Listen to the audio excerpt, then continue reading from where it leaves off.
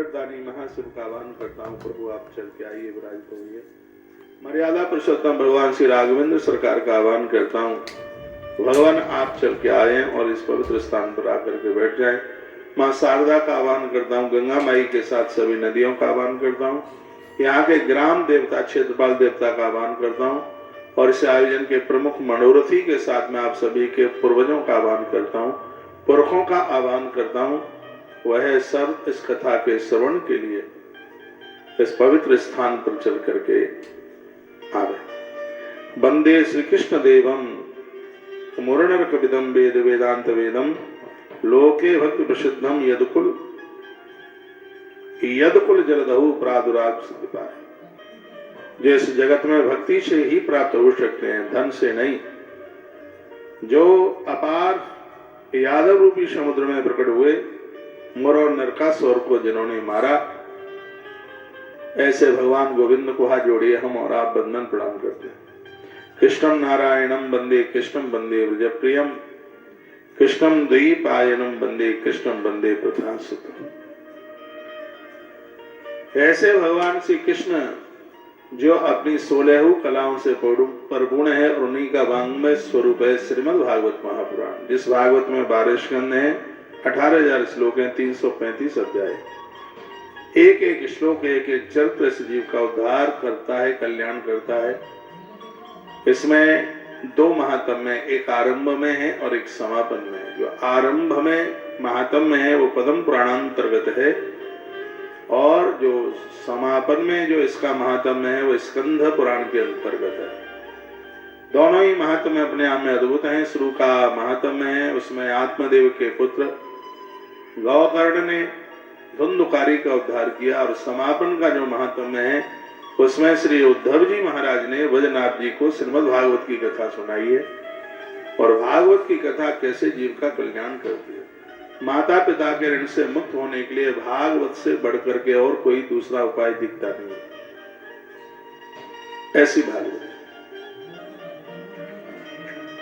ऐसे जन जो अपने पूर्वजों को तृप्त करते हैं, उनका उद्धार आत्म कल्याण करते हैं, वह भागवत का आयोजन कराते हैं। यह बड़े भाग्य की बात है कि आज पूर्णमासी के प्रथम दिन पूर्व में और हम आगाज कर रहे हैं श्रीमद् भागवत महाग्रंथ का। भगवान ने हर ग्रंथ की कथा कहने का सौभाग्य दिया है। प्रभु ने, मैं बड़ा भाग्यशाली हूँ। मेरी व्यासपीठ से 18 पुराण, उपपुराण और पुराण, वेद स्मृतियां, 4 वेद, ये सब व्यासपीठ से बराबर हुआ है। पर मैं कोई भी कथा रिपीट करता नहीं हूँ। अभी मैं सिद्धांत वृंदावन में काय की कथा करके आए। राम देवरा बाबा की कथा करी, गोरख पुराण की कथा करी और अभी ये 3 दिन क्या हुआ था, अभी एकदम जानकी मंगल भी हुआ है और ये हुआ भक्तमाल कथा। अभी 3 दिन सोनीपत में भी कुछ हुआ है। क्या हुआ है? अयोध्या कांड हुआ है, मानस अयोध्या कांड। और आज हमें श्रीमद् भागवत की कथा आरंभ करने का सौभाग्य प्राप्त हो रहा है। आइए एक बार हम भगवान को प्रणाम करते हैं। हाथ जोड़िए और बड़ा सुंदर सा श्लोक बोलिए।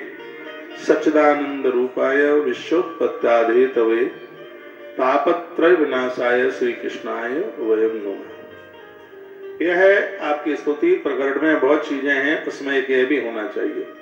सच्चिदानंद रूपाय विश्वोत्पत्त्यादिहेतवे तापत्रय विनाशाय श्री कृष्णाय वयं नमः। ये श्लोक बोल करके मंगलाचरण किया। मंगलाचरण का अर्थ होता है जिसका आह्वान करने से हमारे अमंगल भी मंगल में बदल जाएं, उसे मंगलाचरण कहते हैं। मंगलम आचरण, मंगल आचरण अच्छा कर्म है।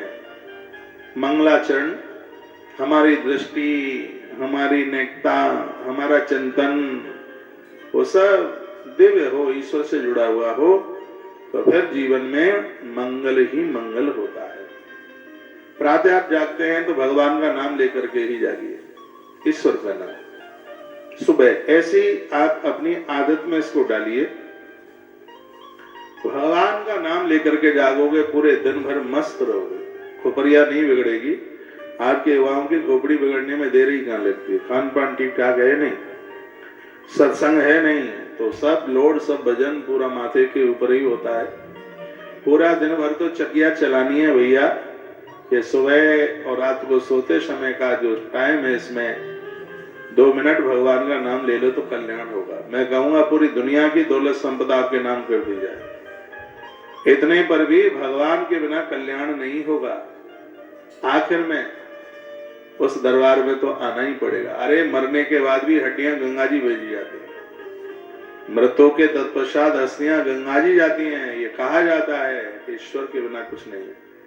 जब जन्मे थे तभी बहुत पूजा पाठ हुए थे। हमारे जन्म पर कुआ पूजन हुआ था, आपके जन्म पर भी हुआ होगा। हाँ, वो आपको ध्यान नहीं है, उस समय अबोध थे, पता नहीं है। जन्म पर बड़े पूजा पाठ हुए हैं, बड़ी मांगलिक मनौतियां मनाई गई हैं, तब यह जीवन मिला। और इसको ऐसे ही मत इधर बैठ खड़ा हो गया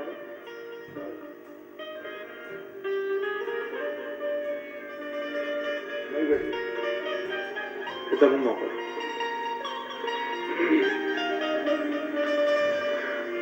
तो आइए मानस के एक चौपाई के साथ हम भगवान को प्रणाम कर लेते हैं। बहुत प्यारी चौपाई है और इसको रोज बोला करें। मैं कथा भागवत जी की सुना रहा हूं आपको।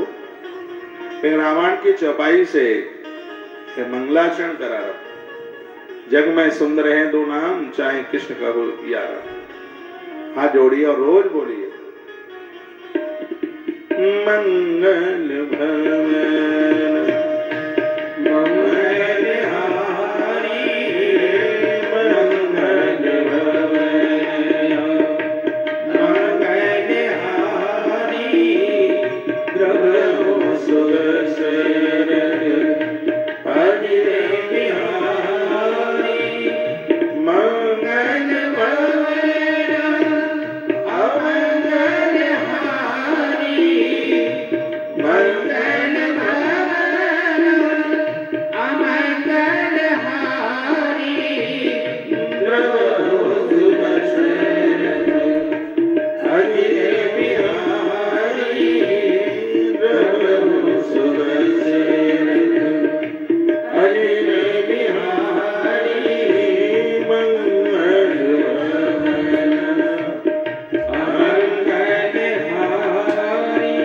मुझे विश्वास है कि ये मानस की चौपाइयां घर में छोटे छोटे बच्चों को भी आप याद कराते हैं।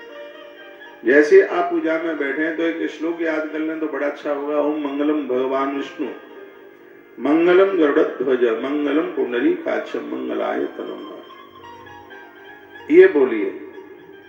मैं पूजा में आराधना में शुरू होते ही ये चौपाई जरूर बोलता हूँ। 365 दिन बोलता हूँ। रामायण में 10,000 से ज्यादा चौपाइयां हैं। मेरी बड़ी फेवरेट चौपाई है। इसलिए भी चौपाई फेवरेट है मेरी क्योंकि चौपाई भगवान महादेव के मुख से निकली। भवानी को जब वो सुना रहे थे, जब उन्होंने राम के बारे में, राम कथा के बारे में, रामचरित्र के बारे में प्रार्थना करी, तब भगवान महादेव ने अपने राम का आवाहन किया, उन्हें वंदन प्रणाम किया। बंधो बाल रूप सोई राम। तो उसके ठीक नीचे की चौपाई है। वो कहते हैं कि मैं अपने ऐसे भगवान को वंदन प्रणाम करता हूं जो महाराज दशरथ के आंगन में प्रकट हुए हैं। उन्हें याद कीजिए, तुम्हारे हृदय रूपी आंगन में वो आके प्रकट हो जाएंगे, तुम्हारे अमंगलों को समाप्त कर देंगे। ऐसे प्रभु राम का आह्वान भगवान महादेव का। प्रभु राम का नाम लेने से ही पाप ऐसे करते हैं जैसे माचिस की तीली दिखाने से, माचिस की तीली दिखाने से जैसे अपराध समाप्त। माचिस की तीली दिखाने से जैसे लकड़ी खत्म हो जाती है, रुई का गोदाम खत्म हो जाए, उसी प्रकार से ये आप समझ लीजिएगा। ये बड़े आनंद की बात है। बोलो भक्त वत्सल भगवान की जय, श्री हनुमान जी महाराज की जय। आइए पहला श्लोक है, बहुत प्यारा है। सच्चिदानंद रूपाय विश्वोत्पत्त्यादि हेतवे तापत्रय विनाशाय श्री कृष्णाय अभयम नमः। भगवान सत्य से मिलते हैं, बिल्कुल निश्चित रूप से। सत्य सिर्फ जिह्वा पर हो, इतना ही नहीं, सत्य हमारी हर इंद्रिय पर होना चाहिए। जो कभी समाप्त नहीं होता है ऐसा वह सत्य। गोस्वामी जी ने तो यहां तक कह दिया कि धर्मन दूसरा सत्य समान, सत्य के समान कोई दूसरा धर्म ही नहीं है। तो सत्य सिर्फ जिह्वा पर नहीं, आंखों पे भी होना चाहिए। हम बुरा न देखें, आंखों का सत्य। हम बुरा न सुने, कानों का सत्य। हम बुरा न बोले, ये जिह्वा का सत्य। हम गलत जगह पर न जाए, ये पांवों का सत्य। हाथ रिश्वत न ले, गलत काम न करें, ये हाथों का सत्य। और जीवन का सबसे बड़ा यदि कोई धर्म है तो वह है सत्य है। इसलिए सत्य में जीवन जीना है। वैसे भी महाभारत कहता है सत्य में विजयति, सत्य की ही हमेशा विजय होती है। और मैंने बहुत बार कहा है सत्य परेशान तो हो सकता है, लेकिन सत्य कभी पराजित नहीं हो सकता। तो श्रीमद् भागवत सत्य से आरंभ होती है। भगवान कैसे हैं? सत्य चित और आनंदमय है। विश्व की उत्पत्ति ब्रह्मा बन के करते हैं, विश्व का पालन विष्णु बन करके करते हैं, और विश्व का उद्धार है वो रुद्र बन करके करते हैं। जो तीनों कामों को बराबर कर रहा है, भागवत में सबसे पहले उसी का चिंतन, उसी का मनन किया गया। जो तीन कार्य बराबर कर रहा है, निर्माण कर रहा है, पालन कर रहा है और सबका उद्धार कल्याण कर रहा है। ये तीन कार्य प्रकृति में अनादि काल से अनवरत चल रहे हैं। इसलिए यदि कोई दुनिया छोड़ करके चला जाता है तो दुख नहीं जनाइएगा, क्योंकि सबको जाना ही होगा।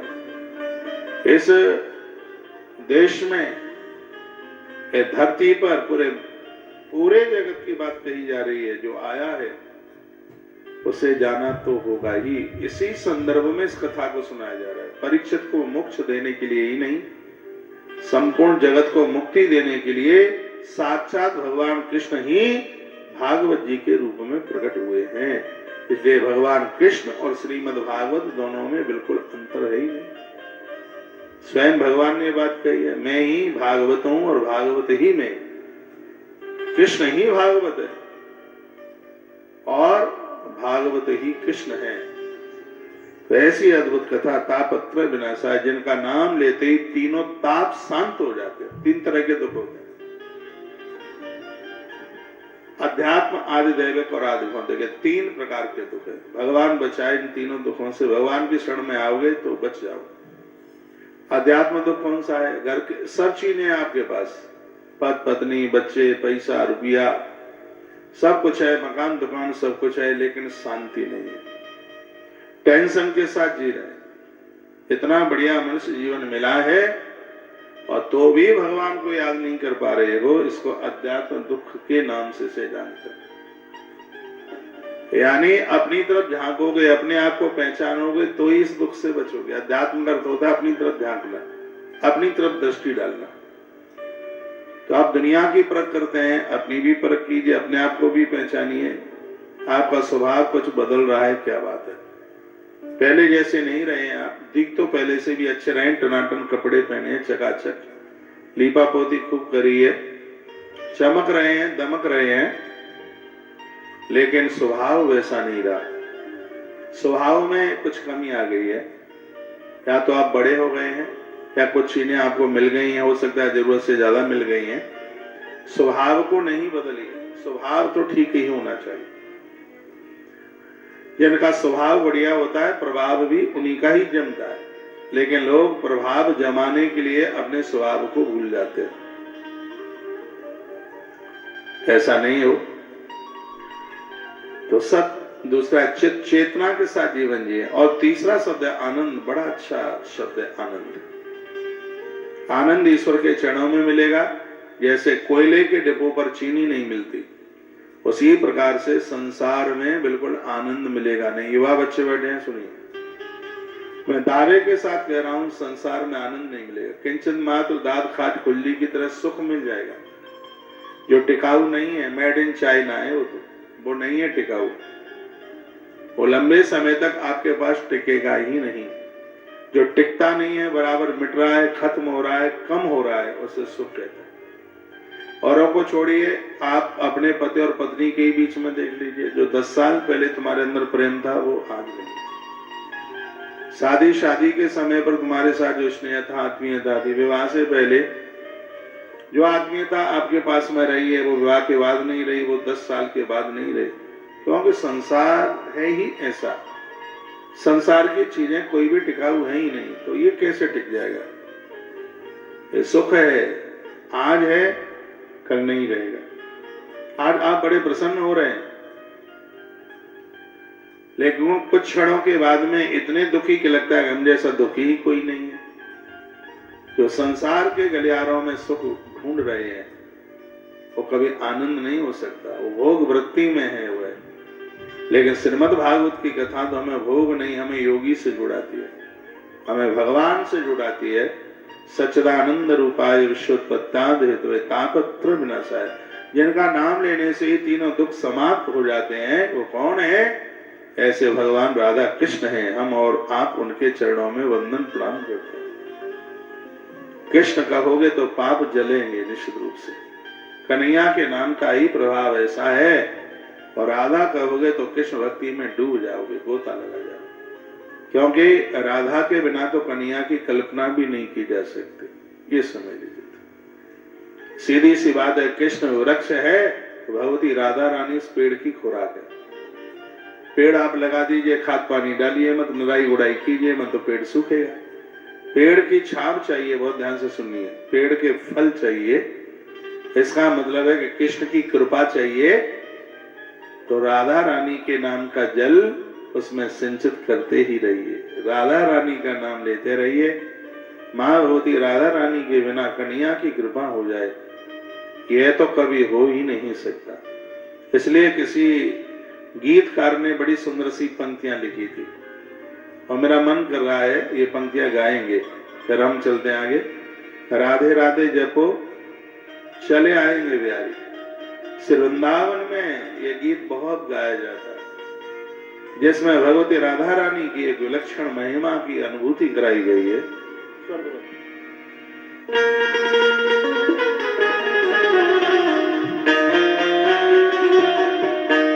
राधे राधे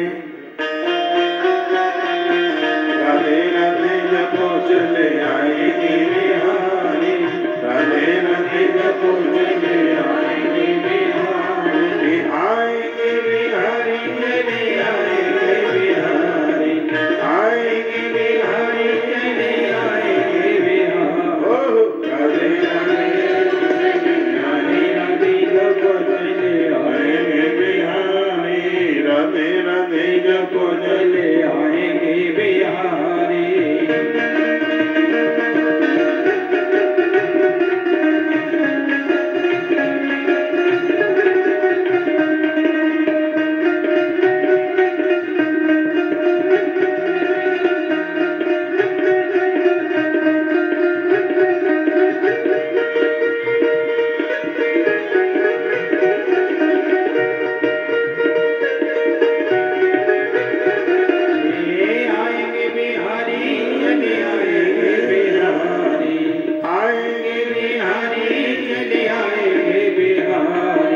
राधे राधे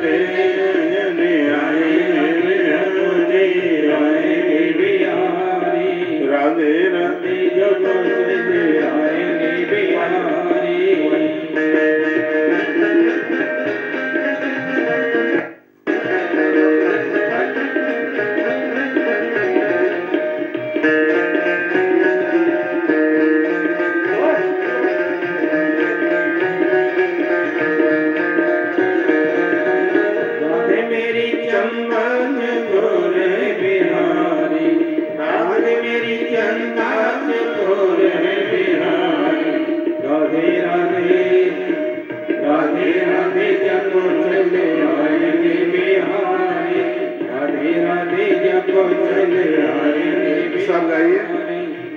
आएंगे बिहारी चले आएंगे बिहारी, आएंगे बिहारी चले आएंगे, राधे राधे चले आएंगे बिहारी, राधे राधे रखो चले आएंगे बिहारी।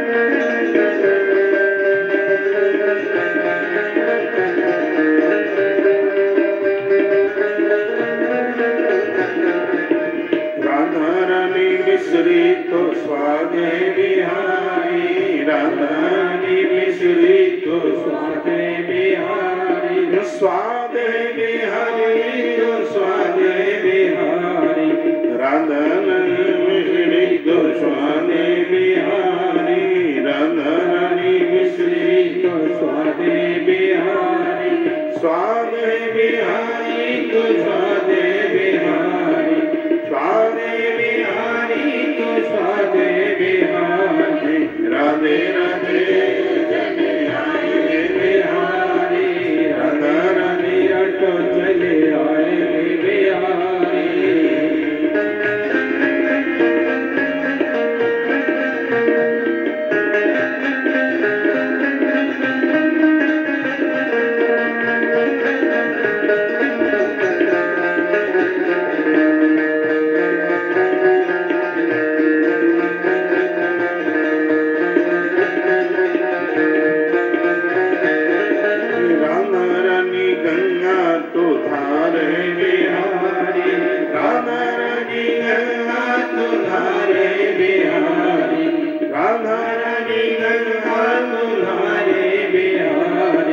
राधे राधे राधे राधे रटो जने आए बिहारी, राधा राधे रटो जने आए बिहारी, आए बिहारी जने आए बिहारी, आए बिहारी जने आए बिहारी, राधे राधे जने आए बिहारी, राधे राधे रटो चले आए बिहारी, राधे राधे जटो चले आएंगे बिहारी, राधे राधे जटो चले आएंगे बिहारी, राधे राधे जटो चले आएंगे बिहारी, राधे राधे जटो चले आएंगे बिहारी, राधे राधे जटो चले आए श्री राधे।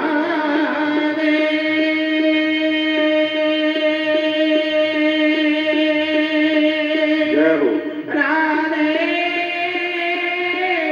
राधे राधे राधे।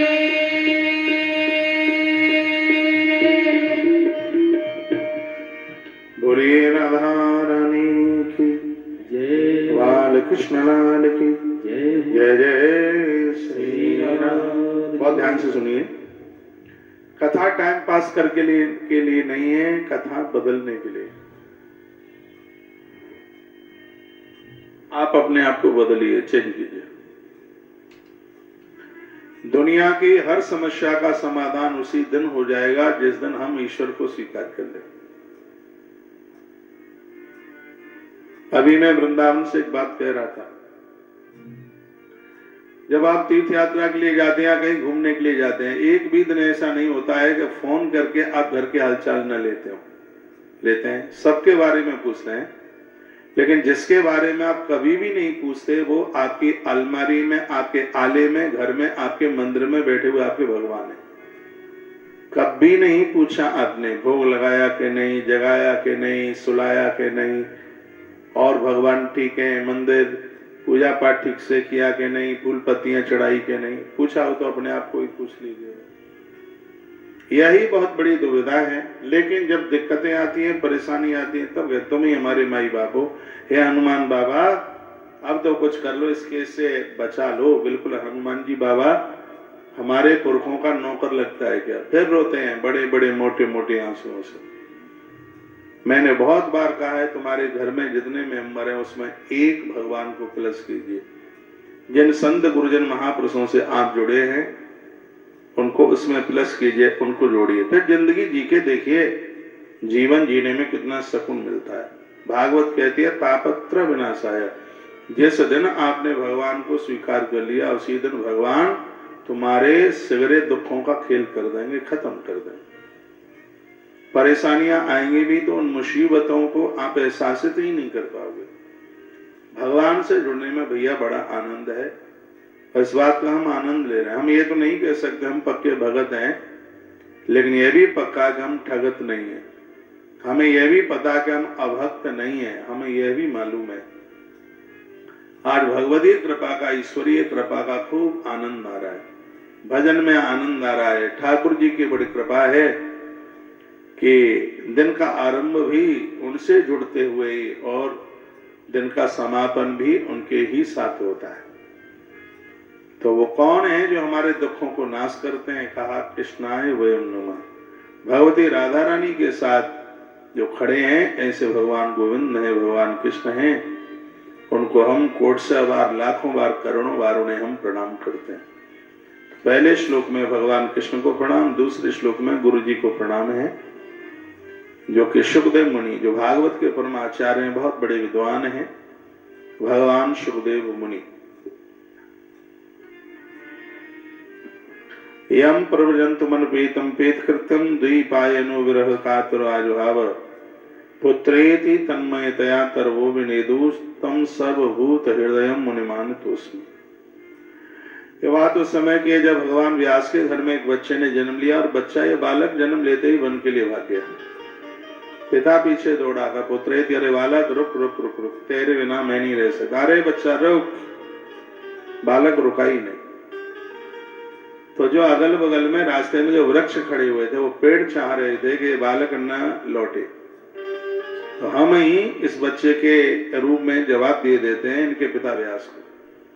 प्रकृति बोलती है आप कभी समझते नहीं। भोर में आप 3, सवा 3 बजे जगिए, खुले आकाश का दर्शन कीजिए, परमात्मा आपसे बात करेगा। पक्का पक्का और पक्के वाला पक्का है। अभ्यास नहीं, अभ्यास बनाइए। भोर में जल्दी जागने वाले लोगों का आयुष बढ़ता है, उनका ज्ञान बढ़ता है, उनका विवेक बढ़ता है, बीमारियां नहीं रहती। सुबह जागने की इतनी बड़ी महिमा आप समझ नहीं रहे। मैं 10 वीडियो रोज डालता हूं इस बात के ऊपर। भोर में जितना हो सके, डायबिटीज के लिए तो दुश्मन है भोर का जागना। डायबिटीज खत्म होती है। सुबह कहीं गैया का गोबर मूत्र गिरता है, उलाने पाम, सूर्य की किरण निकले उससे पहले चलिए, क्योंकि आयुर्वेद की दवाइयां सूर्य किरण से पहले ज्यादा प्रभावी होती है, रात में प्रभावी होते हैं। सूर्य की किरणें निकले उससे पहले आयुर्वेद की दवाइयां ज्यादा प्रभाव करते हैं, इसलिए आयुर्वेद की दवाई रात को सोते समय ली जाती है। सूर्य अस्तांचल की तरफ चला जाता है तब वो दवाइयां ज्यादा प्रभाव करती हैं। इसलिए तो वैदराज सुखैन ने कहा था कि सूर्य की किरण निकले उससे पहले यदि दवाई आ जाए तो मैं तुम्हारे अनु को जिंदा कर दूंगा। वो संजीवनी यदि पहले आ जाए तो इसका मतलब यह है कि भोर का जो समय है वह हमारे और आपके लिए, हमारे स्वास्थ्य के लिए बहुत गुणी है, बहुत फलदायक है। आप बच्चे, बड़े, युवा जो भी हैं, छोटे बड़े मोटे, भोर में जल्दी से जागिए और खुले आकाश का दर्शन कीजिए। थोड़ा बाहर आइए, घर के बाहर आइए, फ्लैट में रहते हैं, छत दिखती नहीं, आकाश दिखता नहीं है, तो घर के थोड़ा बाहर आइए और हाथ जोड़ करके भगवान को प्रार्थना कीजिए, प्रणाम कीजिए। और इस बात को कभी भी मत भूलिए, जो आप सूर्य नारायण को 1 लोटा जल देते हैं, सूर्य देवता उसे अपने पास नहीं रखते, वह उस जल को आपके पूर्वजों के पास तक पहुंचा देते हैं। ये भगवान सूर्य नारायण का काम। तो ये करेंगे तो जीवन जीने में बड़ा आनंद आएगा। आज वृक्ष तन्मय होकर के जवाब देते हैं, कहते हैं पिताजी हमारे पीछे न भागो। हमारे पीछे भाग करके क्या करोगे? भगवान के प्रति पीछा कीजिए, तभी उद्धार और तब ही आत्मकल्याण होगा। ये कहते हैं नेदु तरबोवी, वृक्षों ने उत्तर दिया। पहले पेड़ बोला करते थे, पहले देव प्रतिमाएं बोला करती थी, अब क्यों नहीं बोलते? अब पेड़ क्या बोलेंगे? घर के लोग ही एक दूसरे से बोलने को तैयार नहीं है। इतनी बेमनस्यता भरी हुई है, पति बोलने को तैयार नहीं है, पत्नी बोलने को तैयार नहीं है, सास बोलने को तैयार नहीं, बहू बोलने को तैयार नहीं, गुमसुदा में खोल गए सब।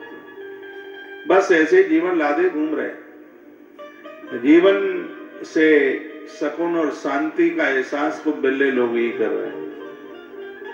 मेरी पवित्र व्यासपीठ कहती है पूरी प्रकृति तुमसे बात करने को तैयार है। प्रकृति की आवाज सुनिए, वो आवाज आपके अंतर से फूटती है, आपके हृदय से आती है, अच्छी है बुरी है जो भी है, अंदर से आती है आवाज। इसी संदर्भ में कहा तन सर्वभूत हृदय मणिमान तोस्मी, ऐसे मणिपुत्र को हम, व्यास नंदन को हम वंदन और प्रणाम करते हैं। प्रकृति को प्रणाम कीजिए, बहुत आनंद होगा। सुबह जागते हो तब से जब तक सो ना जाओ, हाथ आपके जुड़े ही रहे, ऐंठ नहीं, अकड़ नहीं तो बड़ा भया तो क्या हुआ, जैसे पेड़ खजूर, वो पंछी को छाया नहीं, फल लागत अति दूर। तुलसी का झाड़ जिसमें फल फूल कुछ भी नहीं है, फिर भी वो पूज्य है, उसकी महिमा है, उसमें ऐंठ नहीं है, उसमें अकड़ नहीं है। लेकिन सफेदे का पेड़ देखिए आप, किसी ने आज तक एक लोटा पानी नहीं चढ़ाया उसमें। वह भी लोग किसी काम के नहीं है, जो खजूरा की तरह बड़े हुए। ऐसे बड़प्पन की, ऐसे ऊंचाई की कोई आवश्यकता नहीं है। यह श्लोक कहता है कि मनुष्यता इसी में है कि हम और आप किसी के काम आ जाए, जरूरतमंद लोगों के काम आए। आपके आसपास, आपके अड़ोस पड़ोस में वृद्ध हैं, माता जी है, दादाजी है, उनके बच्चे तो कुछ करते नहीं है। मैं क्या बोलूं, रोना आता है। ईश्वर ने 2 रुपया आपकी जेब में ज्यादा दिया है तो उस बुढ़िया माता के लिए चश्मा बनवा दो। सर्दी का समय आ गया, उसे एक स्वेटर ला करके दे दो, उसे एक शॉल दे दो, कंबल दे दो। कभी कभी बाजार जाते हैं तो बुढ़ापे में थोड़ा मन खाने पीने का होता है। अभी मैं बूढ़ा हुआ नहीं हूं, अनुभव नहीं है, लेकिन लिखा तो है ही, पढ़ा है उसको। तो वृद्धावस्था में वृद्धों की बुद्धि बच्चों जैसी हो जाती है। जैसे बच्चों के लिए चाहिए खाने पीने के लिए, वृद्धावस्था में भी इन वृद्धों का आप ध्यान रखिए, इन बूढ़ों का आप ध्यान रखिए, जिनके आशीर्वाद से आप यहाँ तक आए। आज बेटियां अपने धर्म का निर्वहन कर रही है, लेकिन लड़के अपने धर्म का, ये बच्चे अपने धर्म का निर्वहन नहीं कर पा रहे। बेटों को माँ बाप जी को छोड़ने में देर नहीं लग रही है, लेकिन बेटियां हर प्रकार का कष्ट सहन करती हुई वो अपने माता पिता को संभालने का काम कर रहे हैं। इसलिए तो धरती आज तक बेटियों के ऋण से पूर्ण नहीं हो पाई। वो अपने ससुराल को भी संभाले और पियर को भी संभाले। उन बेटियों के लिए बड़ी दुविधा होती है जिन्हें भाई नहीं होता, वो विवाह उनका होता, वो राजी थोड़ी होती है विवाह करने में। तो यही दिमाग में चलता है कि मेरे ससुराल जाने के बाद मेरे माँ बाप जी का क्या होगा। हर क्षण, हर पल उनके अंदर ये बात चलती है। लेकिन इन बेटों से पूछिए, वो कभी सोचते नहीं है कि मेरी घरवाली मुझे बहुत दूर दुनिया में लेके जा रही है, अकेले में लेके जा रही है, मेरे बिना मेरे माँ बाप जी का क्या होगा, ये कभी सोचते नहीं है। इसलिए मैं बराबर कहता हूं कि बेटियों को वही आदर नहीं, उनसे भी ज्यादा आदर दीजिए, बेटों से ज्यादा इन्हें मानिए। और सच है, तुम्हारे बेटे तुम्हारा संग छोड़ देंगे, लेकिन ये बेटियां कभी भी तुमको भंवर में अकेला नहीं छोड़ेंगी। यह इनकी बहुत बड़ी विशेषता है, यह इनकी बहुत बड़ी महिमा है। पुत्रेति तन्मयतया तर्वो विनेदु, वृक्ष कहने लगे आप लौट जाइए। पेड़ों ने कहा तो संसार सकल जगत में एक ज्ञान के रूप में, एक विचार के रूप में भगवान सुखदेव आज भी विचरण कर रहे हैं। ऐसे भगवान सुखदेव मुनि को हम बंधन प्रणाम करते हैं। सुखदेव क्या है, आपके मन में कथा आती है, आपके मन में भावना आती है, हमारे नगर में कथा होने के लिए जा रही है, हम कथा सुनेंगे, ये विचार ही सुखदेव है। और यह विचार ही आत्मा का ऐसा अद्भुत वह ज्ञान जो हमें आनंद से भर दे, उस आत्मीय ज्ञान का नाम ही तो सुखदेव है। जो सुख बाहर से नहीं, जो सुख अंदर से प्रकट हो रहा है। देखिए, अंदर के आनंद में और बाहर के सुख में इतना ही अंतर है। कितना? पानी इकट्ठा करके डंप कर दीजिए, भर दीजिए, 2 दिन में, 4 दिन में या 15 दिन में पानी खराब हो जाएगा। लेकिन जो कुएं से निकलता है पानी, जो समरसेबल बोरिंग से निकलता है, वो हर रोज ताजा निकलता है, वो बासा ही नहीं होता है, उसमें तो कीड़े मकोड़े भी नहीं पड़ते हैं। वो पानी इतना पावन है, वो जल इतना पावन है, इतना पवित्र है। उसी प्रकार से बाहर के जो ये सुख दिखाई दे रहे हैं, वो डंप किया, वो इकट्ठा किया गया पानी है, वो पानी की तरह, जिसमें कीड़े भी पड़ेंगे, बासा भी होगा, खत्म भी होगा और फेंकना भी पड़ेगा। उसकी लिमिट है कुछ दिनों के लिए उसकी। लेकिन याद रखिएगा, गंगा जल में कभी कीड़े नहीं पड़ते, कभी आज तक गंगा जल में कीड़े नहीं पड़े। जो आनंद है वो गंगा जल की तरह है। जो आनंद है वो तत्काल बोर में से निकले हुए पानी की तरह है, जो कभी बासी नहीं होता, जिसमें कभी कीड़े मकोड़े नहीं पड़ते। सीधी सी बात है, संसार के सुख तो उसी पानी की तरह, लेकिन जो भजन में, पूजा पाठ में, साधना सत्संग में जो आनंद मिलता है वो समरसेबल बोरिंग के निकलते हुए तत्काल के पानी की तरह। तो अपने आत्मीय ज्ञान के साथ जिस दिन हम जुड़ जाएंगे उसी दिन हम भगवान सुखदेव मुनि की पंक्ति में खड़े हो जाएंगे। जो आत्मा हमें सुख देना आरंभ कर दे वो सुखदेव है। सुखदेव जी ब्रह्मचारी हैं, सदाचारी हैं, बहुत बड़े परम विलक्षण वक्ता हैं। स्वयं नारायण और महादेव दोनों ही मिलकर धरती पर सुखदेव जी के रूप में आए। इसलिए भागवत जी की कथा नारायण के भक्त भी सुनते हैं, इसलिए भागवत जी की कथा भगवान महादेव के भी भक्त सुनते हैं। इस कथा को जो सुनेगा उसी का कल्याण होगा। नैमिषारण्य तीर्थ की बात थी, एक बार अद्भुत प्रसंग हो गया। आप न गए हो नैमिष तो जरूर जाना। दुनिया के मंदिरों में दिए जलते हैं, लेकिन नैमिषारण्य में पेड़ों के ऊपर, वृक्षों के ऊपर दिए जलते हैं। यदि आपको वासियां ज्यादा आती हैं तो आपकी बॉडी में पानी की कमी है। पानी जरूर पिया करें। जो पानी नहीं पीते हैं तो फिर गर्मी में ग्लूकोज की बोतलें लगानी पड़ती हैं, और ग्लूकोज की बोतल लगाने से शरीर की मोटाई बढ़ती है और थायराइड की बहुत बड़ी शिकायत बनती है। ग्लूकोज की जब बोतलें जो बाहर से डॉक्टर्स लोग जो चढ़ाते हैं वो फायदा नहीं है, वो ठीक नहीं है। इसलिए पानी की कमी मत बॉडी में आने दीजिए। आपने हम लोगों को ज्यादा उबासियां, कभी एक आध बार की बात अलग है, तो उबासियां आती नहीं है। पेट में कब्ज होती है, भोजन पचता नहीं है तो उबासियां आती है, तो चुटकियां बजाते रहेंगे ऐसे। आप एयर ले रहे हैं, आपके अंदर से ऑक्सीजन की इतनी कमी है कि बाहर से आपको लेना उस तरीके से पड़ रहा है, तो अपने पानी की पूर्ति जरूर कीजिए। पानी के सूत्र में O आता है, H2O। O ऑक्सीजन की पूर्ति करता है। जल आपका निर्माण करता है। पानी से हड्डियों का जो ढांचा है यह मजबूत होता है। इसलिए पानी को दो भागों में बांटा गया, एक H और एक O। तो जो H के परमाणु है वो दूने हैं, क्योंकि पानी निर्माण में बहुत लगता है। जो आप पानी पीते हैं उससे बॉडी का निर्माण होता है, उससे हड्डियां मजबूत होती हैं, तो पानी के द्वारा हमें ऑक्सीजन मिलती है। यदि जल पीते रहेंगे, बैठ के हमेशा पानी पिया करें, फेफड़ों में कभी पानी नहीं जाएगा। पानी को छान के पिया जाए, गर्म करके पिया जाए और उसको ताम्र पात्र में डाल करके पिया जाए, तो जल स्वास्थ्य के लिए बहुत ज्यादा लाभदायक है, बहुत ज्यादा प्रभावकारी है। पानी, जल से देवता प्रसन्न होते हैं, जलधारा शिव प्रिय। भगवान महादेव को जल अति प्रिय है। नारायण सालराम भगवान को जल अति प्रिय है। आप सालराम भगवान की यदि पूजा करते हैं तो आप सूखे में सालराम भगवान को रखते हैं तो पूजा का 1 ही गुना फल है, और पानी में कटोरी में थोड़ा जल भर के उसमें डुबोकर सालराम भगवान को रख देते हैं तो ऐसी पूजा का फल तत्काल आपको अनंत गुना प्राप्त हो जाता है। ये जल का बहुत बड़ा महात्म्य है।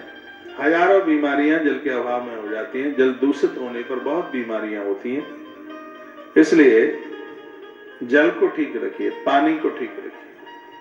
मैं वही नैमिषारण्य की चर्चा आपसे कर रहा हूं। नेम से सूतमाशीना, एक बार की बात थी। इस नैमिष में एक बार अद्भुत प्रसंग हो गया। 88,000 महात्मा इस इच्छा से बैठे हुए थे कि हमें कहीं भगवान की कथा सुनने का सौभाग्य प्राप्त हो जाए। बस मन में बात आ जाए, भगवान संकल्पों को तो हाल पूरा कर देते। आपके बीच में भागवत जी की कथा है। शायद 1 आध महीने पहले आपने सोचा भी नहीं होगा कि हमें भागवत जी की कथा सुनने को मिलेगी, लेकिन अचानक वह सौभाग्य मिल गया है। ये सब चीजें भगवत कृपा के द्वारा ही, भगवान की कृपा के द्वारा ही मिलती हैं। उनकी कृपा के बिना तो बिल्कुल संभव नहीं है। कभी आप जाएं यूपी की तरफ तो ऐसे स्थान का दर्शन जरूर करना जहां धेनुमती नदी का किनारा है, जहां मनुजी महाराज माता शत्रुपा ने 23,000 साल तक जप तप किया। ऐसा पवित्र स्थान है जहां पेड़ों के ऊपर दिए जलते। जहां ऋषि ही वृक्ष बन करके आए, ऐसा लगता है देवता आकर के दिवाली मना रहे हैं। हमारी और आपकी तो वर्ष में एक दिवाली मनती है, लेकिन तीर्थों में तो 365 दिन दिवाली का ही माहौल होता है। तो नहीं, तीर्थों में से एक तीर्थ है नैमिषारण्य।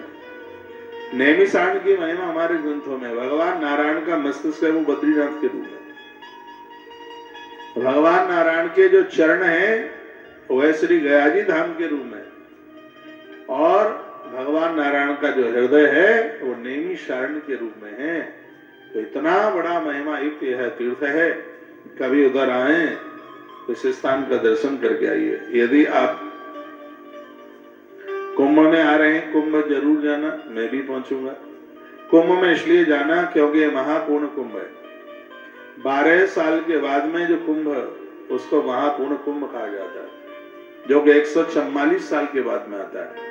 जो ये वाला जो कुंभ आ रहा है ये 144 साल के बाद आ रहा है। 12 × 12 144 होता है। 12 साल बाद कुंभ आता है, और जब वो कुंभ 12 पूरे हो जाते हैं तो 12वां जो कुंभ है वह महाकुंभ होता है, पूर्ण कुंभ होता है। तो ये जो कुंभ है जो 2025 में आ रहा है, ये 144 साल के बाद में इसका ये योग बना। आप एक रात के लिए जाइए, एक दिन के लिए जाइए, 2025 के इस महाकुंभ श्री प्रयागराज पहुंचे। और टाइम मिल जाए तो काशी तक चले जाना, और ज्यादा मिल जाए समय आपको तो अयोध्या चले जाना, और ज्यादा आपको समय मिल जाए तो चित्रकूट भी चले जाना, और ज्यादा समय मिल जाए तो नैमिषारण्य चले जाना। ये सब जगह एक ही जगह है, आसपास ही है, कोई बहुत ज्यादा अंतर नहीं है। हाँ, काशी थोड़ा इधर पड़ जाएगा, फिर आप लखनऊ आ जाएंगे, उधर से अवध जाएंगे, तो स्थान अपने आप में बहुत करीब है, बहुत नजदीक है। उन्हीं में से एक नैमिष है। पूरी दुनिया में नैमिषारण्य जैसे वृक्ष नहीं दिखते। क्या विशेषता है? पतझड़ में भी इनके पत्ते कभी नीचे गिरते नहीं है। नैमिष के वृक्ष की इतनी बड़ी महिमा है। इसलिए गोस्वामी जी ने कितना अच्छा लिखा है, कहा है तीर्थ वरने निश तीर्थ वरने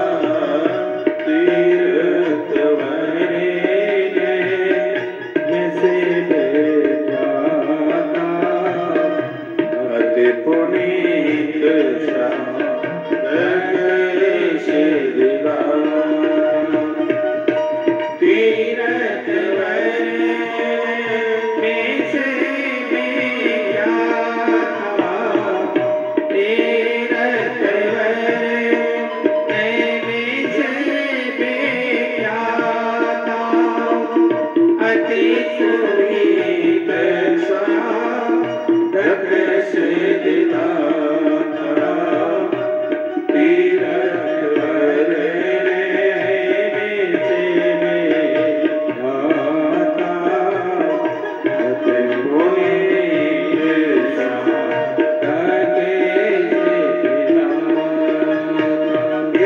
साधकों को सिद्धि देने वाला है। आपको भजन में मन लगेगा।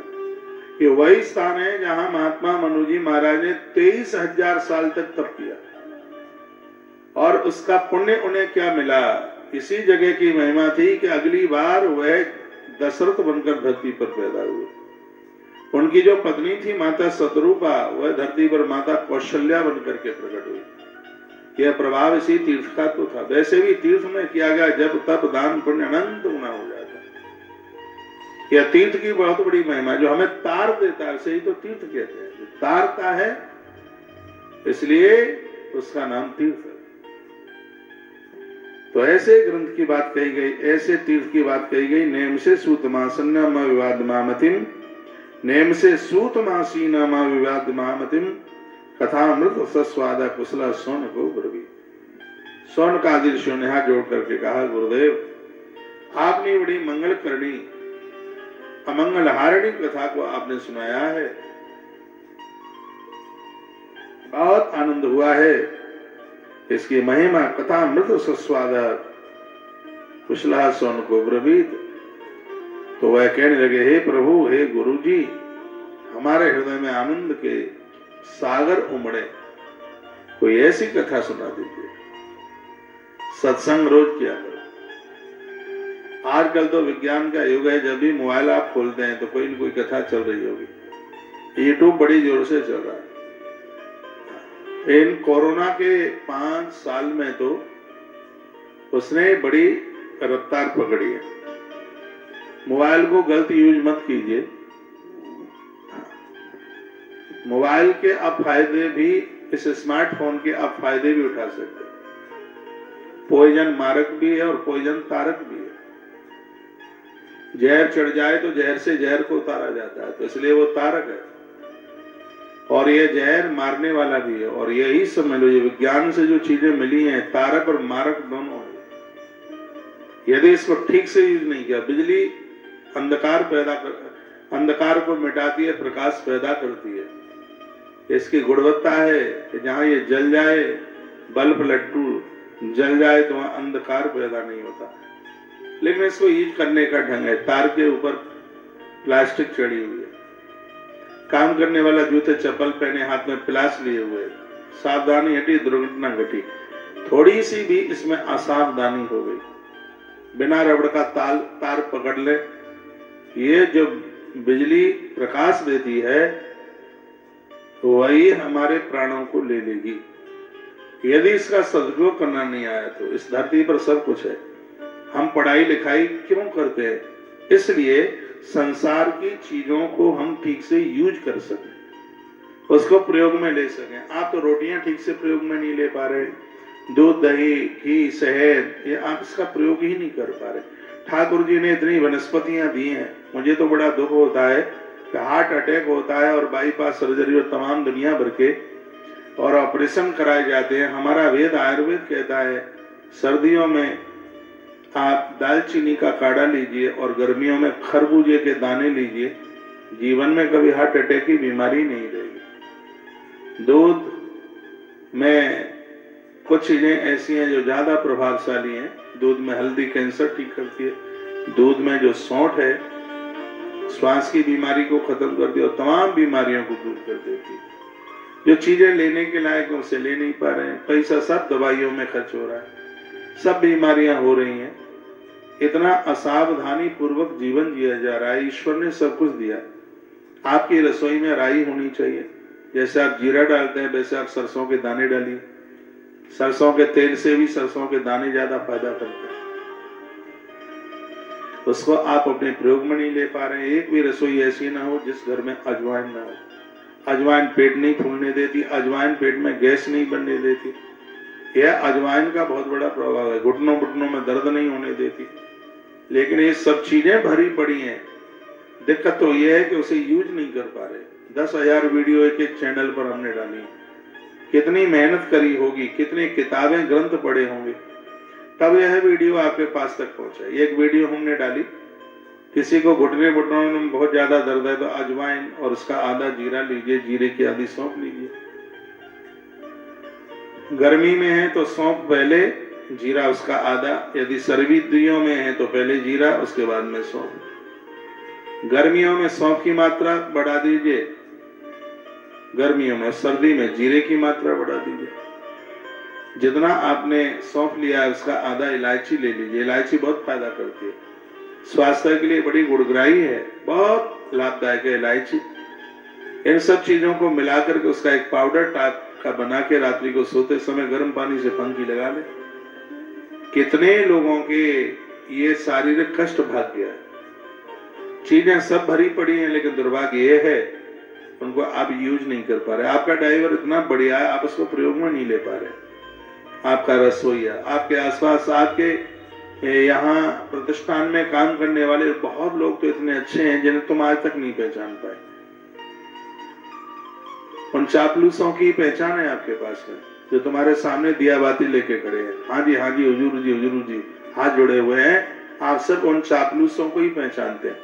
अच्छे ढंग के लोगों को पहचान नहीं पाए, जो पीठ पीछे आपकी बड़ाई करते हैं, जो आपके पीठ पीछे भी आपकी प्रशंसा करते हैं, आपके काम को आगे बढ़ाने की सोचते हैं।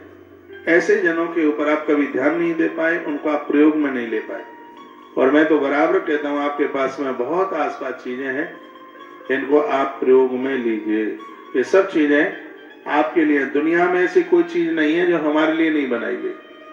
एक भी चीज ऐसी नहीं जो जनमानस के हित में न हो और उसके लिए न बनाई गई।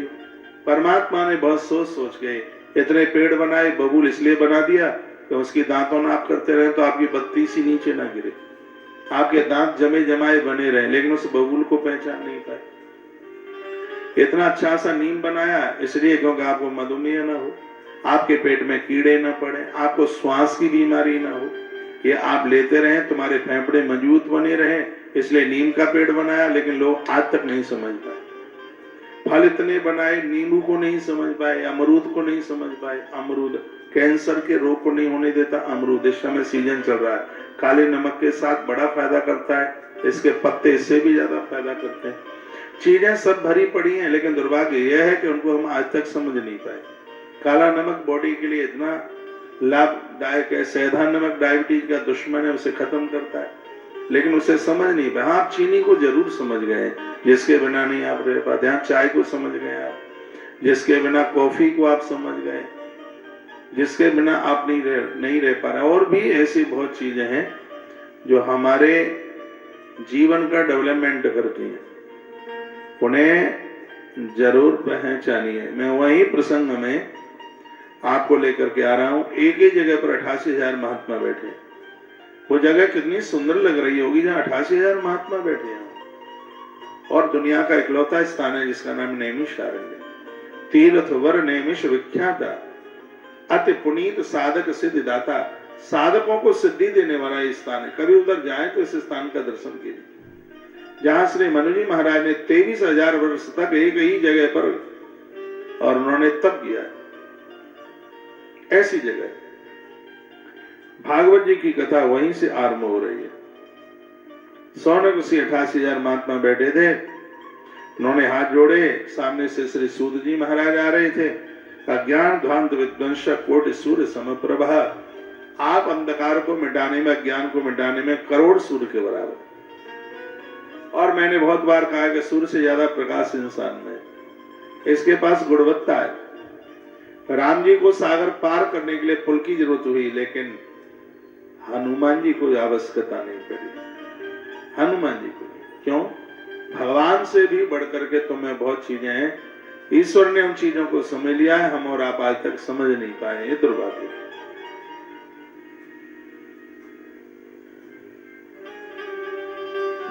सूताख्याय कथा सारम मम कर्ण रसायनम। 88,000 महात्माओं ने हाथ जोड़े, कहा आपके चरणों में प्रार्थना है, मानव का कल्याण हो, उसके लिए कोई कथा सुना दें। ये घोरे कलौ प्रायो जीवशा सुरतां गता क्लेशाक्रांत तस्सैव शोधने किं परायणम्। क्या कहा? कह दिया ये घोरे कलौ प्राय। इस युग में कलयुग का बड़ा तांडव नृत्य हो रहा है। जीव आसुरी स्वभाव का हो गया। असुर कैसे कहते? जो माता पिता को न माने असुर, देवताओं को न माने वो असुर है, अपने धर्म को नहीं मानता उसको असुर। दूसरों की चीजें लेके देता नहीं है, दूसरों का कर्जा लेके देता नहीं है, दूसरों की जनानियों पर, दूसरों की स्त्रियों पर अपनी आंख गाड़े हुए बैठा है। ऐसे जनों को असुर के नाम से जाना जाता है। माता पिता की कभी बात नहीं मानता, उसे राक्षस असुर माना गया। मां नहीं मातु पिता नहीं देवा,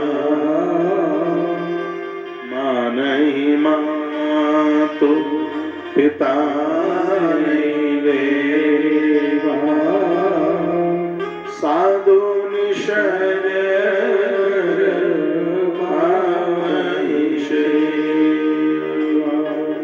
मां नहीं मातु पिता नहीं देवा। बहुत ध्यान से मां नहीं मातु पिता नहीं देवा, साधु निसर वावई सेवा, मां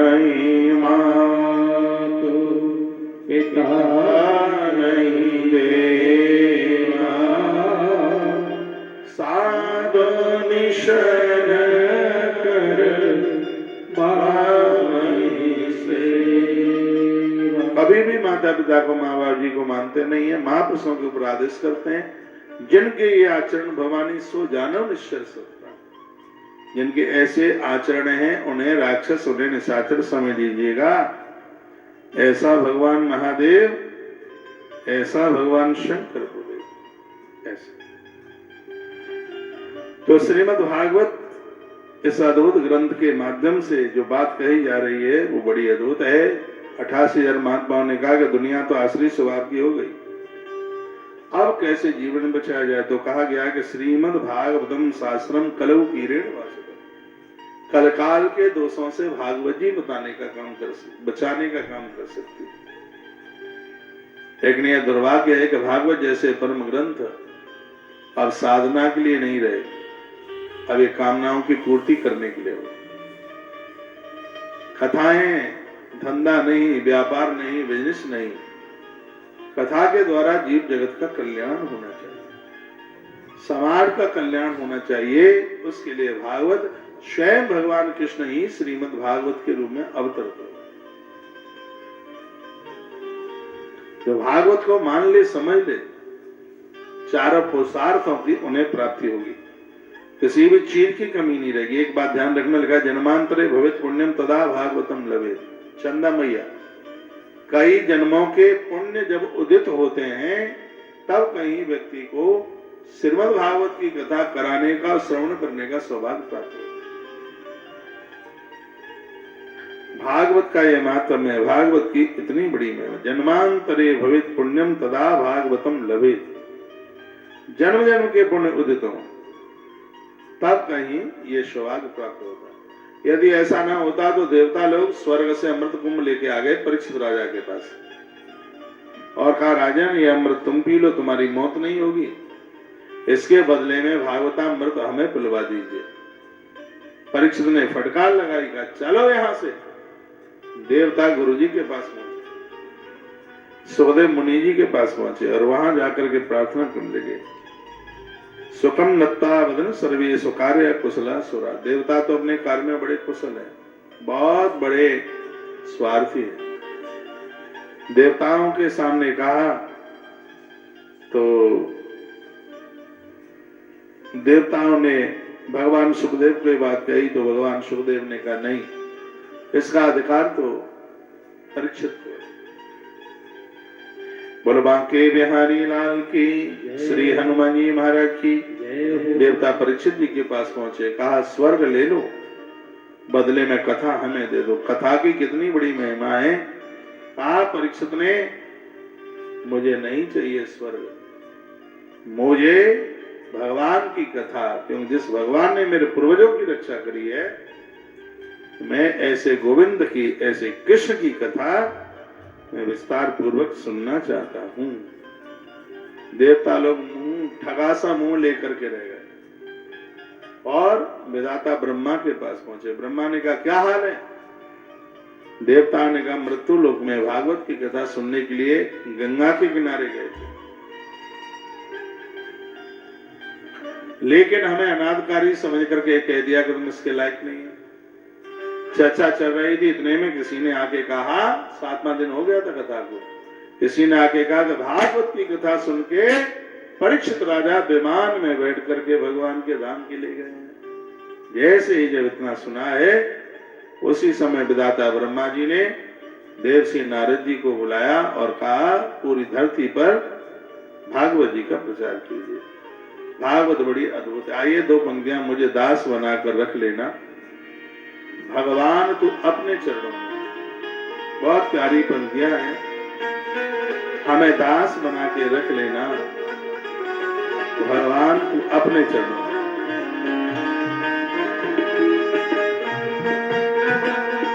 सब गाइएगा।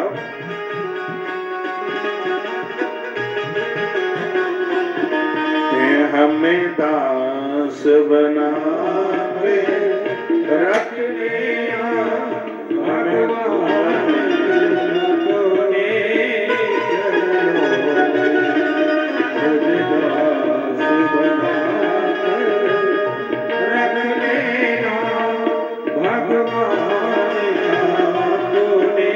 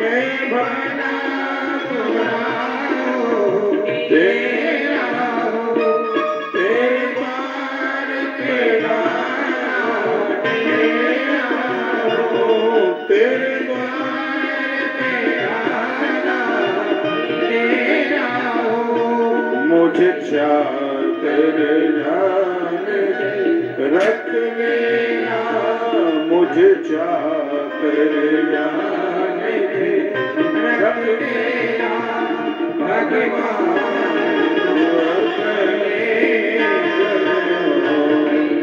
मुझे दास बना रख लेना, भगवान तू अपने चरणों में।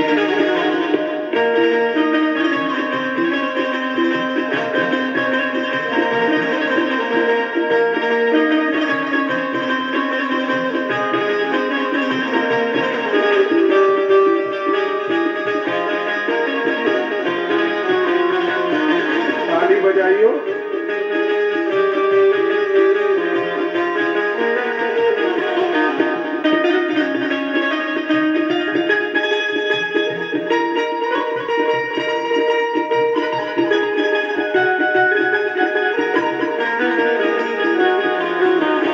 जब अधम से अधम उतारा है, जब अधम से अधम उतारा है, उसमें भी राम हमारा है, उसमें भी राम हमारा है, मुझे भार समझ रख लेना, मुझे भार समझ के रख लेना, भगवान तू अपने चरणों में।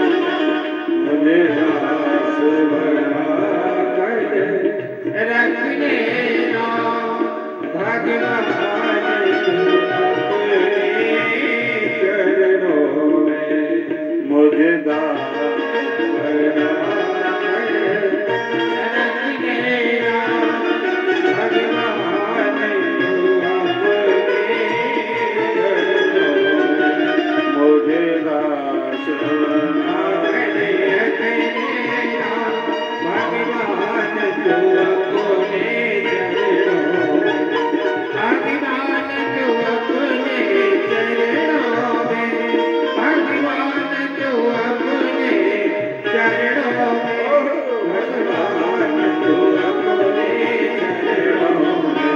मुझे दास बना के रख लेना, भगवान तू अपने चरणों में। मुझे दास बना के रख लेना, भगवान तू अपने चरणों में। दास बना के रख लेना, भगवान तू अपने चरणों में।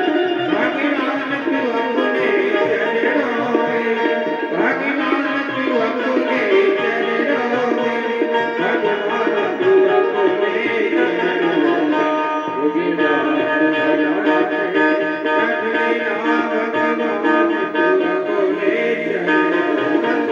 मुझे दास बना के रख लेना, भगवान तू अपने चरणों में, भगवान तू अपने चरणों में। मुझे दास बना रख लेना, भगवान तू अपने चरणों में। बोले बांके बिहारी लाल की, राधा रानी की। देखिए भागवत जी की महिमा आप सुनेंगे। कथा को टाइम पास करने के लिए नहीं सुनिए, कथा से अपने आप को बदलिए। यही भागवत जी की महिमा है। सगरे देवता ऊपर के लोक से मृत्यु लोक आ गए।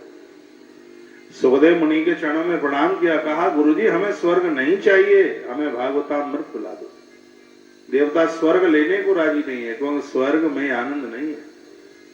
स्वर्ग में, वैकुंठ में ये चीजें का है, वहां कथा नहीं है, वहां सत्संग नहीं है, वहां तो गुलाब जामुन खाने का मन करे तो खा नहीं सकते, देख सकते। यहाँ तो चाहे जब चाय पी लेते हो, अदरक वाली पी लो, सौंठ वाली पी लो, काय काय की पी लो, वहां तो बस देख लेना कि ये चाय है, ये बस वहां खाने पीने का तो कोई मतलब ही नहीं उठता, परछाई धरती पर नहीं पड़ती, देह में पसीना नहीं आता, ये सब चीजें नहीं, कथा तो है ही नहीं, आस पास नहीं है कथा। इसलिए हम तो रोजाना भगवान को एक बात कहते हैं, प्रत्येक दिन कहते हैं, अभिषेक से उठते समय कहते हैं, कबू तो दीन दयाल के भड़क पड़ेगी कान, कभी तो वो हमारी बात सुनी ही लेगा। तो उसको हम क्या कहते हैं? उसको कहते हैं प्रभु भारत में जन्म दे देना। दूसरी बात भगवान को कही जाती है, सनातन धर्म में पैदा कर देना। और अगली बात, तीसरी बात उससे कहते हैं कि यदि तेरी कृपा हो जाए तो मनुष्य बना देना, वो भी भारत का मनुष्य बनाना, तुझे लोड ना लगे, तेरी व्यवस्थाओं में दिक्कत ना आवे, तो यह काम कर देना। ये भागवत, ये भारत का सुख है, भारत का आनंद है। इस धरती पर यजन करने का फल मिलता है, विदेश में कहा है, कोई भारतीय मूल के लोग होंगे वो बात अलग है, नहीं तो ये सब चीजें वहां नहीं है। वहां कौन कार्तिक नहाएगा? उनको पता ही नहीं है कि कार्तिक नहाने की कोई महिमा है क्या। वो तुलसी के पत्रों के बारे में क्या जाने, उन्हें तो कोई मालूम ही नहीं है उन्हें कि तुलसी का दर्शन अमावस्या को कर लें तो 1.25 मन सोने के दान के बराबर पुण्य मिल जाता है। ये संस्कृति भारत की है, और भारत में जन्म ले लेना ये किसी योग तप से कम नहीं है, ये बहुत ज्यादा पुण्य होते हैं, तब कभी किसी का जन्म भारत की भूमि में हो।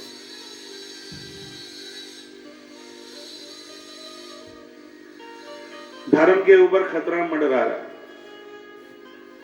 इसलिए मैं बराबर कहता हूं कि बच्चों को अपने धर्म के बारे में बताएं। बांग्लादेश की क्या स्थिति है? कल मैं एयरपोर्ट पर था दिल्ली के में, तो जिस विमान को मैंने पकड़ा उसी के प्रतीक्षा में कोई दूसरे सज्जन थे। मैंने उन्हें पूछा कि आप कहाँ रहते हैं? उन्होंने कहा बांग्लादेश। मैंने कहा कि बांग्लादेश में तो युद्ध हो रहा है, तुम यहाँ कैसे आ गए, कैसे पहुंचे? उन्होंने कहा कि रहता हूं मैं बंगाल में, लेकिन स्थितियां पश्चिम बंगाल की स्थितियां बांग्लादेश जैसी नहीं कहीं बन जाए, ये इस बात के लिए मैं चिंतित हूं। मैंने कहा कि पूरे देश की स्थिति बांग्लादेश जैसी न बन जाए, हम लोग इसके लिए बहुत चिंतित हैं। मेरी आवाज यदि सरकार के पास तक पहुंचे तो मैं कहना चाहूंगा भारत सरकार से कि इसमें तुम्हारी ठीक से आवाज बाहर निकल के क्यों नहीं आ रही है। इस पर प्रधानमंत्री जी को बहुत जल्दी इसके ऊपर एक्शन लेना चाहिए। वो लोग भारत के मूल के लोग हैं, जहां हिंदुत्व के साथ, हिंदुओं के साथ इतना अपराध किया जा रहा है, जहां इस देश के सामने कोई छाती नहीं दिखा सकता, आंखें नहीं दिखा सकता, तो आज भारत उसको कैसे सहन कर रहा है? इसको शीघ्र ही उनको इस बात का जवाब मिलना चाहिए। इस बात के लिए इंदिरा गांधी को बहुत मजबूत समझा गया था, बहुत माना गया था, उसने एक्शन लिया उसके ऊपर तत्काल। प्रधानमंत्री जी के पास तक यदि मेरी आवाज पहुंचे तो जितने भी हिंदू भाई बहन हैं बांग्लादेश में, शीघ्र ही कुछ ऐसी व्यवस्था की जाए कि उनका जीवन सुरक्षित हो, उनका जीवन बचे। आज भारत की अर्थव्यवस्था आज सबके ऊपर राज्य कर रही है, विदेशी लोग भारत को मान रहे हैं, लेकिन बांग्लादेश के लिए भारत क्यों एकजुट नहीं हो पा रहा है? और यहां की आवाज वहां तक पहुंचेगी, इस बात का बहुत बड़ा असर होगा। मैं आप सभी मान भावों को कहना चाहूंगा, आप बच्चों को पढ़ाई लिखाई करा दें धन कमाने के लिए, धन तो आ ही जाएगा, अपने बच्चों को राष्ट्र भक्त बनाएं। हम लोग रामकृष्ण की कथा कहते हैं, यह भी तो हम जानते हैं, रामकृष्ण की कथा तभी हम कह पाएंगे जब हमारा देश सुरक्षित होगा, मानवता सुरक्षित होगी। आप मीडिया, सोशल मीडिया के माध्यम से आप बराबर देख रहे हैं कि बांग्लादेश में इस समय हिंदुओं की क्या स्थिति हो रही है, क्या हालात हो रही है। तो दुर्भाग्य है कि उसके लिए कोई बोलने को तैयार नहीं है, कोई कुछ कहने को तैयार नहीं है। इसके ऊपर शीघ्र ही कदम उठाए जाए। कुछ ऐसा किया जाए कि और भी देशों की हिम्मत ना पड़े हिंदुओं के ऊपर जबान चलाने की और हाथ उठाने की। यह बिल्कुल होना चाहिए। अब मुझे तो कथा में बहुत चीजें बोलनी है और मैं कोई पार्टी पॉलिटिक्स का आदमी नहीं हूं, ना मुझे उसका ज्यादा ज्ञान है, ना मुझे कोई ऐसी जानकारी है। हाँ, मुझे यह लगता है कि पूरी दुनिया के कहीं भी कोने में भारतीय मूल का कोई व्यक्ति है तो उसकी परेशानी हमारी खुद की परेशानी। हम ये नहीं कह रहे हैं कि दूसरे धर्म के लोगों को जला दिया जाए, खत्म कर दिया जाए, नहीं, सबको अपना जीवन जीने का अधिकार है। लेकिन यह जरूर कहा जाएगा कि बांग्लादेश में रहने वाले हिंदुओं की जरूर कोई न कोई सुरक्षा की जाए।